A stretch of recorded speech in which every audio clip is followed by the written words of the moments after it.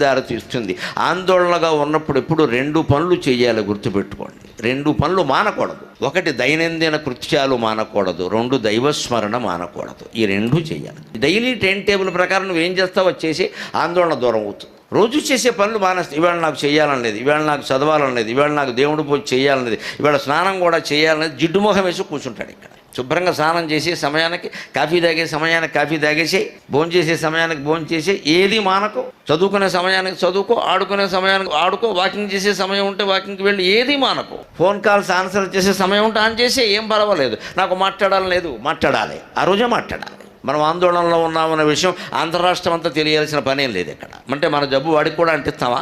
నాకేమిటో ఈవేళ మనస్సు బాగోలేదురా, నీ మనస్సుతోనే నువ్వు ఆలోచించి. ఇంకోటికి ఎందుకు చెబుతావు మిత్రమా?